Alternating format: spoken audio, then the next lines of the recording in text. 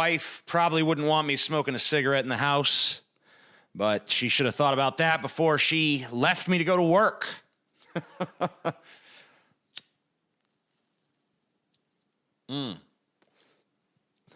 I also don't have anywhere to ash it, so I guess the floor is going to be the place. Sorry, honey, when you eventually see this video. I'm tired of these fake pragmatists on the so-called left who think that standing by consistent principles is some kind of liability. You'll never find someone more condescending than these people. And if you're not sure who I'm talking about, let me run a few of their talking points by you so that you can recognize the kind of trash I'm talking about. They're the ones who are always telling us to settle for less, to vote for the lesser of two evils, to fall in line behind whatever or whoever the Democratic nominee is. They're the ones who think that defeating the opposition is the absolute highest priority, even if we have to violate everything we stand for to do it, even if we have to vote for a right-winger who just happens to put a D next to their name. I hate to constantly revisit the specter of 2016, but these are the people who tried to get us to support Hillary and are still butthurt to this day that we refused. I call them the fake pragmatist because as they disseminate these insipid talking points, they do it with this air of, we are the adults in the room. We're so rational. We're so smart.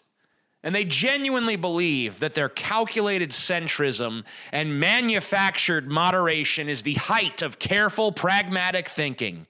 It's comedic.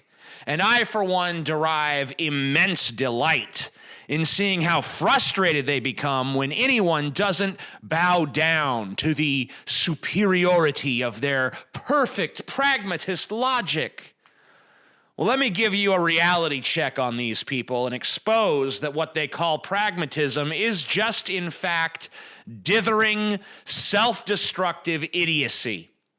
These people are so out of touch with reality that they actually believe that we can still afford to settle for the laboriously slow process of reshaping society through incrementalism. That if we continue on a path of voting for the lesser of two evils, then eventually we'll wind up at good.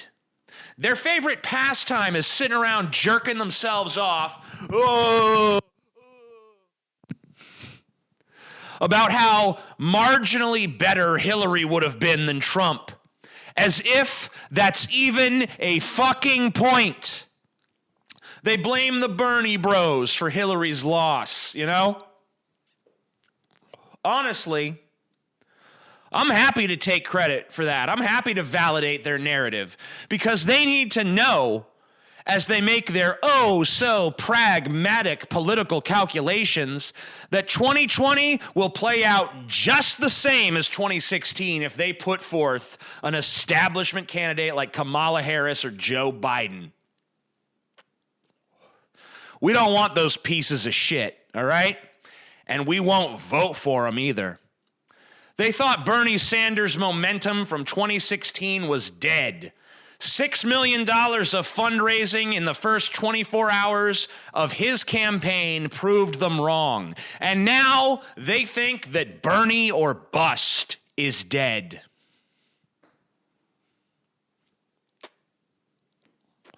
It's not. Don't make us prove it to you. Don't make us prove it to you again, you fake fucking pragmatists. And I'll tell you witless wonders something else too. The actual pragmatist in the room knows something that you pretenders just don't seem to grasp. The problems of this country are too big to settle for a status quo candidate like what Clinton was, or like what Harris or Biden would be. We're facing down climate change. You don't believe in that one? Well, you're a retard, but I got more. Massive wealth disparity, that do anything for you? That's just statistically verifiable. Stagnant wages, massive underemployment, automation making human jobs obsolete. the opioid crisis, the suicide crisis, the obesity epidemic, credit card debt is out of control, student loan debt, out of control, medical debt, out of control, our civil liberties, our civil liberties are being trampled. Most families in America live paycheck to paycheck. Racial tensions are high. Gender tensions are high. Tensions about immigration are high. Mass shootings have become the norm. Our education system is a joke. Poverty and homelessness remain rampant. Money in politics has created a corporate oligarchy. Our elected officials ignore us. Our incarceration rate is shamefully high, and our prisons are riddled with rape and abuse. We're actively bombing 7 different countries, and we're financially backing tons of other conflicts all around the globe. We're supporting dictators. Our military spending is ludicrous. Our tax loopholes for megacorporations are enormous. Our infrastructure is crumbling. We have got drastic fucking problems. And we need big, powerful, robust, all-encompassing, uncompromising solutions. Anyone who can look at the vast array of problems faced by America and by the world in 2019 and think that what we really need right now is a status quo establishment leader to tiptoe us gradually towards the solutions, anyone who believes that that's what we need right now is an addle-pated stooge with shit for brains. Not a pragmatist, not a realist, not I'm the only adult in the room. They're stupid, blithering, dithering fucking dolts.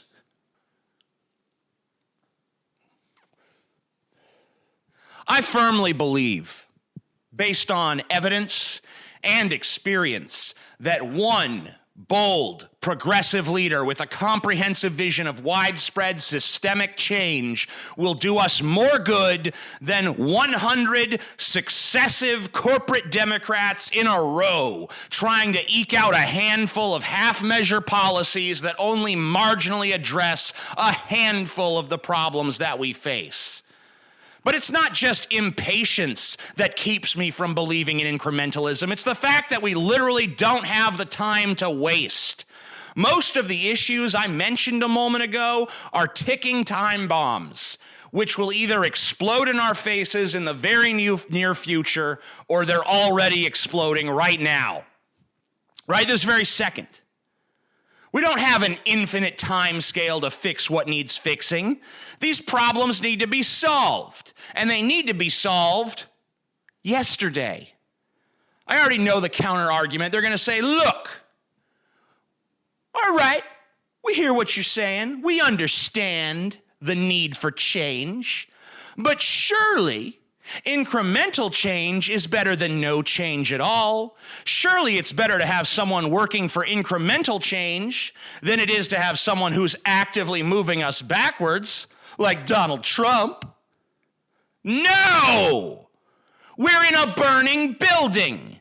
We don't need someone who's gonna compromise with the fucking arsonists. We don't need someone who's going to promise us to reduce the fire 30% by 2035. We don't need someone who's going to talk about the urgent need to put the fire out and then do nothing as we burn to death. Such a person is no better for us than the motherfucker with the gasoline, because the ultimate result is the same. We burn. We're only choosing at that point whether we want to burn fast or slow. As far as I'm concerned, if you don't want to burn, you'd better feel the burn. There's no way out of these problems but through swift action and through total transformation. No half measure can save us.